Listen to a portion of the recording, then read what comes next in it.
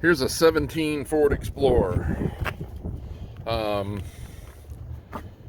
This one actually had sunroof drains leaking, but it occurred to me that some of these still leak, even though the drains flow fine. And I figured I'd let everybody know what it usually is. Okay, so if you've already done your sunroof drains and you've already done, check your make sure your windshield's not leaking. This is a factory windshield, so factory windshields, if they leak, they're going to leak pretty early on, or like way like 20 years later. They're not usually going to leak 4 or 5 years down the road.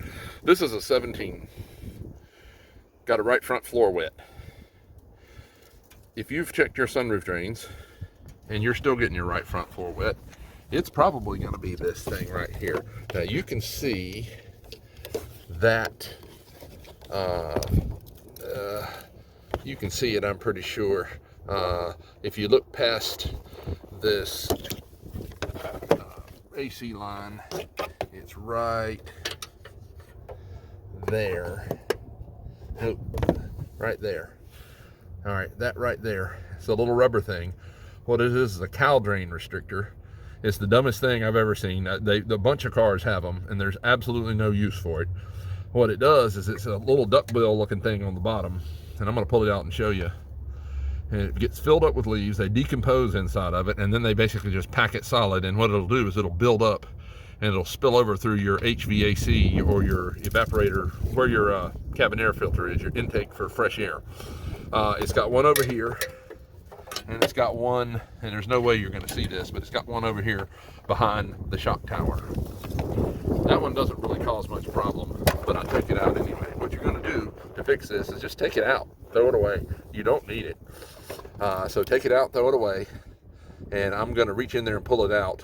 And I've got this little grabby tool here.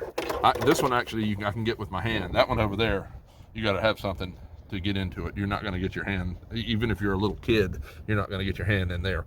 Let me pull it out and I'll show you too. All right, now look at this nonsense. All right, so this sits down, and this little shoulder right here, it plugs in from the top, and water's supposed to go through this and open up that little duckbill looking thing right here. Well, the problem is you see the dirt coming out of it. Look at this, totally plugged. So it gets wet and it packs down, and then more leaves get on top of it. Now, as you can see, whoever this person is, they live around a lot of trees. And this is like, I've already cleared most of the leaves off, and this is just what's left over. It had way more. It goes down in here. It gets flushed over into there where that drain is and blocks this thing up. And then it just builds up, makes a little pool in there. You could add goldfish too, I suppose. And spills over through your cabin air filter into your floor. Anyway, if you don't have sunroof drains, or if you've done all that and you still have a leak, you might want to look at this. And as I said, just pull it out, or you can reach right in there, pull it out, throw it away.